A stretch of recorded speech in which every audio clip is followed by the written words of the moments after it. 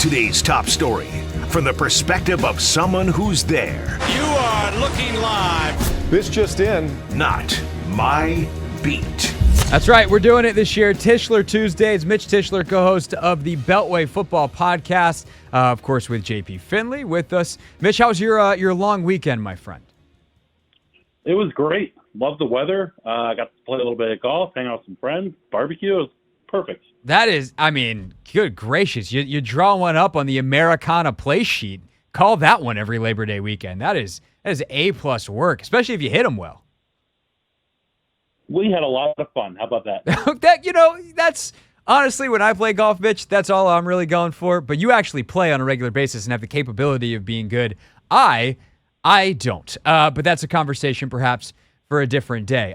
Mitch, the top storyline today in Command Land is the unofficial depth chart, which is always a bit silly because that key word, unofficial. But they have kept Brandon Coleman at the top at left tackle. Do we think that the rookie's going to start, and what chance do we give him of being successful considering the lack of reps he's gotten due to the injury he sustained during training camp?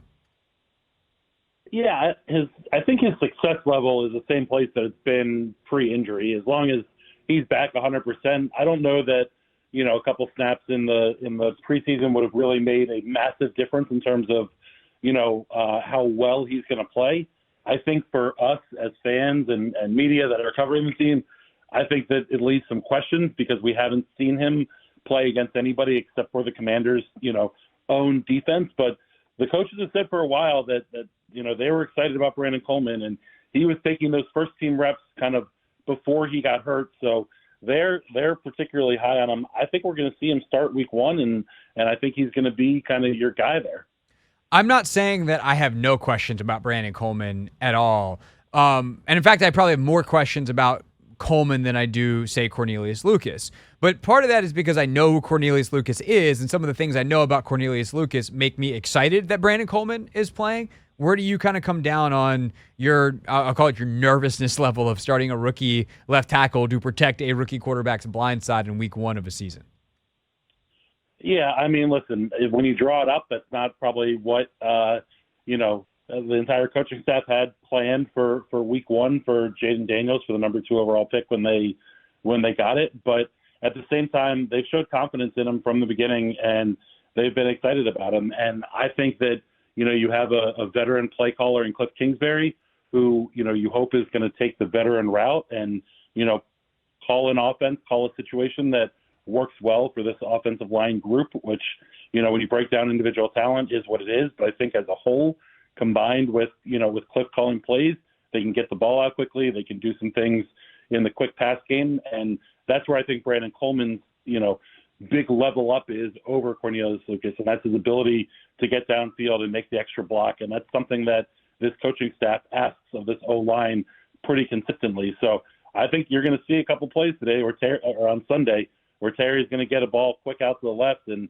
you're going to see big old 74 lumbering down the field, leading the way, blocking for him. And Brandon Coleman's athleticism gives him the opportunity to be super successful in that world. Mitch Tischler, co-host of the Beltway Football Podcast with us on the Hoffman Show. I think you're dead on with that, Mitch, and that's exactly the example I was going to bring up. Is Cliff kind of comes. It's a different approach, but similar to how Sean and Kyle and like all these young offensive coordinators think about the game, because a lot of them were influenced, even if it was indirectly, by some of the same people that influenced Cliff, the Mike Leaches of the world, et cetera, whose whole like modus operandi is we must try to have every blade of grass available to us as to be threatened, I guess would be the best way to put it, every single snap. Because if the more ground that we make defenses cover, and some people do that by attacking more horizontally and then occasionally sprinkling in the vertical. The air raid traditionally has been more like we're going to hit you vertically, and that might create some room for us to do some really innovative and damaging stuff horizontally. It seems like Cliff in training camp at the very least was like, we're going to attack sideline to sideline. And to me, it felt like as long as Lucas was out there, you got like not necessarily hash mark, let's call it numbers to sideline versus sideline to sideline. And that little bit, I think, will go ultimately a long way. Yeah, and I think as you talk about kind of threatening every blade of grass, I think Cliff likes to bring that threat from a lot of different places. And so while typically you don't have running backs running, go routes or wheel routes particularly often, I think you're going to see a little bit more of that in this offense. I think, at tight end, you're going to see a little more verticality from Zach Ertz in the middle of the field. And I think the fact that, he kind of, the way that they look at this thing is to try and be creative in the way that they attack, getting extra blockers in front of their, running backs, in front of their wide receivers isn't only in the screen game, isn't only in the quick pass game. There's an expectation that if the ball is going out to the left, that your left tackle is going to, get off that block once the ball's clean and kind of work his way downfield and make those blocks. And so I think when you look kind of at the O-line in general, you have Brandon Coleman, Nick Allegretti, Tyler Biadasz, Sam Cosmi. 4 of these 5 guys are high up on that athleticism scale and the ability to kind of help out in different ways. And I think it's going to be interesting to watch kind of how Cliff engineers this offense, because they can be, they can put teams in a bad situation in multiple different facets. So next week, Mitch, we will be able to actually look back at a game and talk about, at the very least, a single game, which will be fun. In the meantime, we get to do things like this. Are you ready to play a game? I am ready to play a game. Yes. All right. So very easy game. Confidence levels 1 to 10, because there are a ton of what ifs on this defense. What if this guy can make this position switch, or can this guy turn it around? So confidence level that it will happen. I'll try to, let's just pick 3. Let's start off with the one that I think more people, I'm going to say, are taking for granted. What do we make confidence level 1 to 10, 1 being least confident, 10 being most confident, of Frankie Luvu's ability to be a premier pass rusher on third downs as an edge? Not as a blitzer, as a true edge. I mean, if you're breaking it down to specifically Luvu on third down as a rusher, I give it maybe a 5 in terms of my confidence, because I think in those obvious pass downs, I think that's where you might see offensive lines are ready for him. I think what's going to be interesting with Luvu is when they bring him on first and second down, and he's kind of a surprise. He's kind of a surprise rusher for these offenses to deal with. I think Luvu might be the best pure pass rusher on this roster. Maybe Dorrance Armstrong from the edge position at least, or from the outside. But I do think that his ability to do a bunch of different things is kind of where his edge lays. And particularly when he comes early on in downs, I think he's going to surprise some teams. I don't disagree with you, but it's, to me, like watching camp and the way they rotated things and everything they've said, I think when it's third down, an obvious passing situation, Dante Fowler's on one side and Luvu's on the other. And obviously Jamin and John Baptiste will probably rotate in some with that. But I'm pretty sure that's their plan. And in 2 minutes, it definitely is their plan. We saw that a ton in camp. He's going to line up at edge. And I am curious if that is actually his best use, or is his best use moving him around a little bit more like you were saying? I'll tell you my hot take. I think Dante Fowler on the outside is going to be super fun to watch. And maybe I don't think he's going to get enough reps necessarily to lead the team in sacks, but I think his, sack per rep ratio will be amongst the highest on this team. His ability to use his speed around the outside and then also work kind of counters to get back underneath offensive tackles is pretty elite, at least as far as I've seen in camp. And one thing that I really liked that I saw was early on in camp, Dante Fowler knows his speed is what it is and is able to get to the edge against some guys, but I love seeing him work those counters and getting back underneath and kind of causing a offensive tackle to get on skates here. When they get to those obvious passing downs and he's able to, find himself kind of matched up one-on-one with some tackles, he's going to give guys a problem. And I'm not saying it's going to happen every down, but I do think that he can be an elite pass rusher in spots for this team. Yeah, no, I agree. Vet got the know-how. We'll see how much juice he's got left. Going to be fun to watch. All right, second second confidence rating here for Mitch Tischler on a Tischler Tuesday on the Hoffman Show. And I'm going to go in order here. That's one that I think people are kind of taking for granted. Here's another one that I think people are kind of taking for granted, maybe a little less so, and then we'll get to the obvious what if on defense for the last of our 3. What do we have in terms of confidence, 1 to 10, on Quan Martin's ability to be an every down starting safety in the NFL in year 2? Yeah, my confidence is really high with Quan. I would say an 8.5. I think that particular to Quan, he was asked to learn too much last year and play in too many different positions on this defense. And I think the fact that they've simplified it and kind of narrowed down the expectations for him has helped him take a big step. And I think he's going to be a guy that you can rely on. And, with Jeremy Chin on the other side, a guy who's a little bit more of a veteran who's kind of been there, done that. Chin is more of your kind of box safety guy, and Quan will be more of your free safety guy over the top. But I'm excited to see what Quan can do. And I think that he will specifically for himself take a big step between the play level that we saw last year to this year. No, I agree with that. I think it's interesting because he was much more of a nickel last year, and then they played him at safety some, but he hadn't really been doing it a whole lot. So I'm pretty fascinated. And then, you do have the versatility to still have him play some big nickel, play some in the box in 3 safety looks with Chin and Percy Butler, who I presume, even though they put him down on the depth chart, but I presume that Percy Butler is actually the 3rd safety, considering he was the 3rd safety the entirety of camp. But that defensive backfield, Mitch, leads us to the final confidence ranking, which is the ability for Emmanuel Forbes and or Benjamin St. Juste to turn into legitimate, good, above average, starting caliber corners in the NFL. And for Forbes specifically, hopefully a really good one because he was a first-round pick a year ago. What is your confidence level that the change in coaching, what they're being asked to do, et cetera, can turn those guys into legit starting NFL corners? Yeah, I don't have a ton of confidence there. I'll put it at a 4 that one of the two will become a good NFL corner. I just think it's tough. I think this defense, they're going to ask a lot of these guys, and I don't know that they're necessarily up to the challenge. We're going to see them stuck a lot of times in one-on-one press coverage at the line, and they're going to be asked to win those, and we haven't seen a lot of it. And I think on top of it, the pass rush, I think the top end of the pass rush, I think is going to take a step back from what we've seen in past years. And this is a defense that's going to rely on getting to the quarterback and putting pressure. So the quarterback has to get rid of the ball quickly. And these corners are, ostensibly you're hoping that they're not going to have to cover for, 8-10 seconds in the secondary, but I think they might. And inevitably somebody's going to break open there.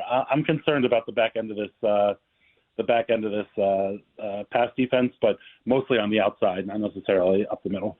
Yeah, the funny thing is, Mitch, I totally agree with their approach in let's find out if these guys are good because we have no idea what they were because they were so poorly utilized last year. And if they actually are bad at football, that's a year 2 project, while also not having a super high confidence level that it's actually going to go well. I'm actually fine with the process, even if I'm scared / nervous, whatever, wherever you want to be on that scale about the result. Yeah, and the only thing I'll say for both of them is you look at what the corners were doing in Dallas the past couple seasons. They put up kind of gaudy interception numbers, but they gave up big time passing yards too. And that's, seems to be something that, Dan Quinn, Joe Jr. are kind of okay with as long as you're able to make the big, splash turnover plays. They're okay with, giving up a couple big plays here and there. So I think it will be an adjustment for ourselves and for everyone watching this team as to what counts as successful for this cornerback group. But man, you really hope that Emmanuel Forbes is able to get his hands on some balls early, get some confidence, start working his way back to being kind of the corner that most of the NFL thought he was going to be coming out last year. Yeah, no doubt about it. All right, last thing with Mitch Tischler here, of course, co-host of the Beltway Football Podcast. What is your favorite Commanders season bet that you guys gave out on the show? Presuming that you did, because I know your show. We actually haven't done season-long predictions, but I will say early on in the year, I offered a wager, and it was a weighted wager, that Luke McCaffrey would have more receiving yards than Jahan Dotson, and the fact that Jahan's not on the Commanders anymore kind of makes me think that I have a default win there, but we'll get to that. My favorite bet is Jayden Daniels over passing yards. I think he's going to throw for 3,000 yards this year. I think he's going to be, the best rookie quarterback that we've seen since RG3, but, he's not going to do it with the same kind of flair and pizzazz and everything that obviously RG did. But I do think kind of long-term that's for the best. And so I'm pretty pro most over Jayden bets. So for the Jahan bet, Like, was that one you made with JP, and is he going to try to enforce it as Jahan with the Eagles versus Luke here, or do you default win the second Luke McCaffrey has one receiving yard this year because it has to be Washington receiving yards? Yeah, I mean, I'm not going to hold his feet to the fire on this one because we make a billion bets, and we end up if we end up pushing a couple, so be it. To me, it's a push that happened, and I think JP kind of agrees with it. But big picture, I think it points to the fact that I was right about Luke having a bigger impact than Jahan this year for this team. That, I think, is very well put, Mitch Tischler. Very well put. Tischler Tuesdays, 5 o'clock for Not My Beat each and every week. Mitch, I'm excited to do this again next week because we'll have a football game to talk about. Have a great rest of your week, and we'll talk to you next Tuesday. Absolutely. Can't wait to be breaking down some football with you. Absolutely, dude. All right, that's Mitch Tischler, everybody. Check him out, the Beltway Football Podcast with JP Finley. They do that a couple times a week. Just subscribe, and then bang, bang, it'll be in your podcast feed. And actually, Anthony, I was going to save this point for Never Read the Comments on Thursday because I had this conversation with a YouTube commenter in the comments, if you will. But what Mitch just said at the end there about like what the bet means is actually really poignant. Which, is something that you say all the time about bet analysis. But someone was commenting on the conversation that we had on Friday's show with Nate Tice about Jayden Daniels. And, obviously Nate was a big Drake May guy in the draft. And what I said was, like, you should go back and listen to when we talked to Nate at the Combine. Because I had a lot of questions about Drake May at that point, and still do, to be very clear. But I was like, why are you so high on him? What about this weakness? And Nate was like, oh, yeah, I see that. I just don't think it's going to matter as much. Now, if he goes to team X, Y, or Z, that might matter a lot more. And like, okay, well, I like this about Jayden. He's like, I love that about Jayden too. I just think that gets mitigated in the NFL in a lot of circumstances.